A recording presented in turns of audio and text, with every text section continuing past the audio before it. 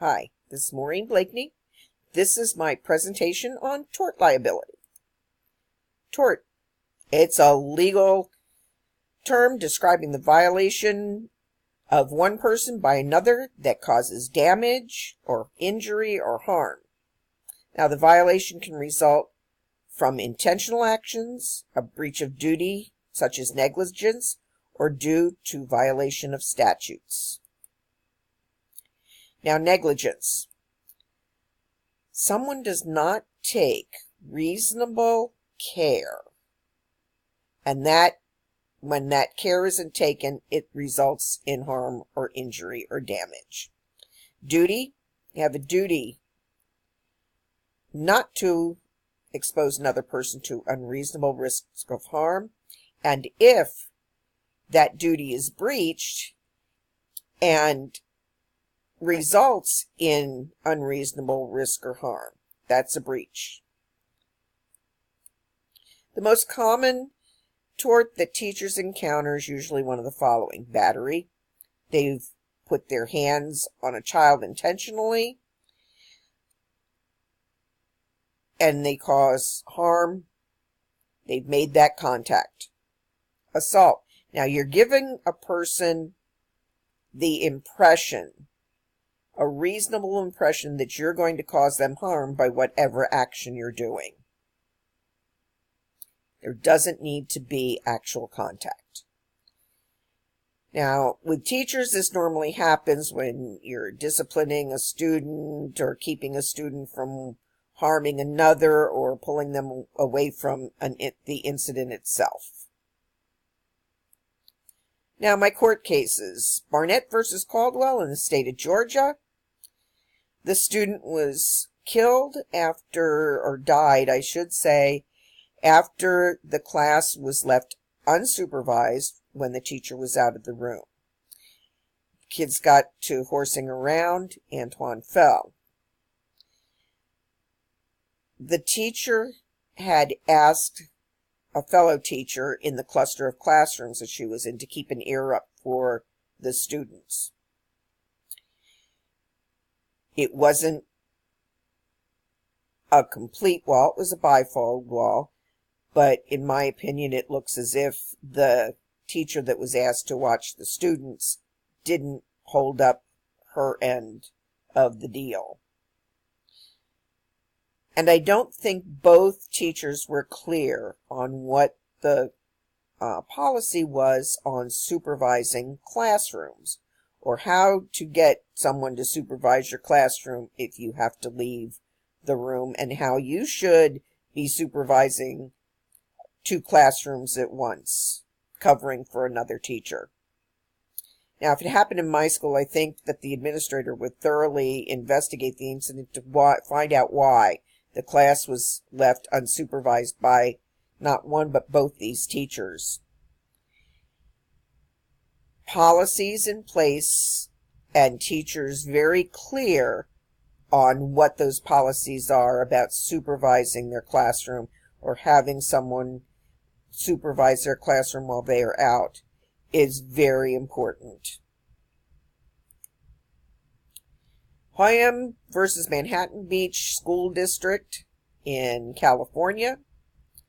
A 10-year-old was attending summer school, and before summer school was out, he left. At the intersection, he got hit by a motorcycle, was injured very seriously, and then his mother also was damaged emotionally because of what had happened to her child. So, it occurred during summer school. I know that a lot of times there's not as many staff, there's not as many students, but accountability about where these students are is a must. And that if it did happen at my school, that the teachers would immediately notify the administrators, who would in turn notify the local authorities if they couldn't see him, if he was not within their vision. And that way, this might have been avoided. Again, It's written policies about summer school, about how to be supervising the children you're in charge of, and what the policy is if one is unaccounted for after he had been there for the day. Mitchell versus Cedar Rapids Community School District in Iowa. The mother of a special education student was suing the school and the district, or the district rather, because of sexual assault outside of school hours off school property. Now, what had happened with this was a staff had seen these two engaging in physical contact, hugging, and whatever, and thought age appropriate. Now, that was seen at school. Now, personal displays of affection. In my school, holding hands, not acceptable. In fact, pretty much any contact between students whatsoever is frowned upon because it just leads to so many things.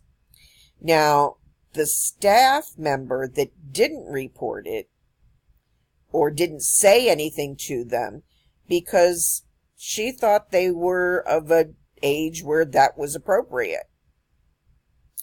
It's something, in my opinion, that she shouldn't have made the call on. She should have notified the administration, who would have notified the parents. And that's what I think my school would have done, especially if it was a repetitive thing. And the staff, once again, the staff needs to know what the procedures are for physical contact between students and what to do if they see it, especially if it's major hands-on body-to-body contact with students. Peterson versus Baker. This student arrived late to class and then she told the student that arrived late to leave the room because he got disrespectful. And this other student started to go also. The teacher told him to sit back down. He got a little irate about that, and the teacher blocked the door with putting her hand on the door jamb.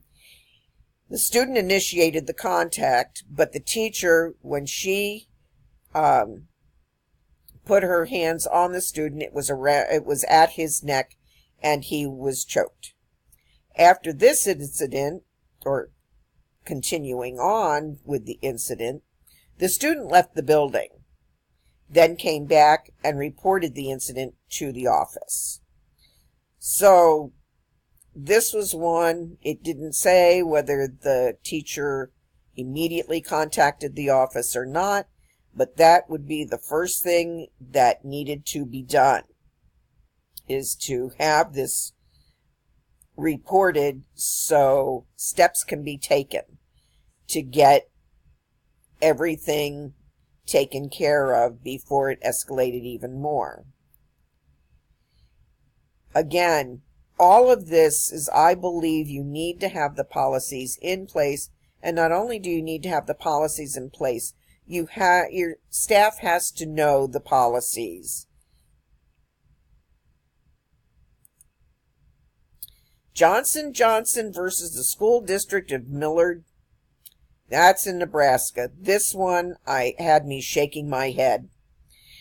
Music teacher in first grade had taught the kids how to play London Bridge and sing the song. We've all been there. We all played London Bridge. At least once my age and generation did. And a student got injured. Now, after she instructed these first graders how to play the game, she told them not to yell, scream, or swing their arms too much. And then she let them play the game by themselves. She turned her back. She was doing stuff on the chalkboard. When they got this boy in between their arms, and they were going back and forth while they were singing. And just from my experience, when I was a kid, we wanted to see, let's see how hard we can swing the kid. He claimed he was yelling for the teacher, and nothing was done. So my biggest head shake was, why wasn't she supervising these first graders? That young, and a game that involves having to, in a way, trap a child between arms.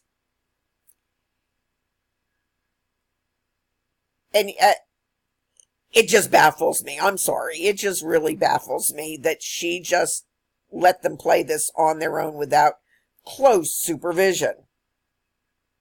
So the teacher needs to be sat down with and to reinforce that she can't just let first graders play on their own. Major proaction on this.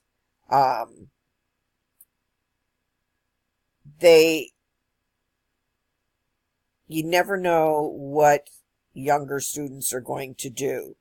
The social situations, the games, and it's just, they need to be supervised. Professional ethics. In a school setting, I believe that they're really important. You can have policies, procedures, but if there's no ethics, it's just lacking. Administrators who have strong ethics and model them for their staff and their students are going to have staff and students that are just going to emulate what they are doing and have not a problem with it, because the administration isn't holding them to any higher standard than what they are holding themselves.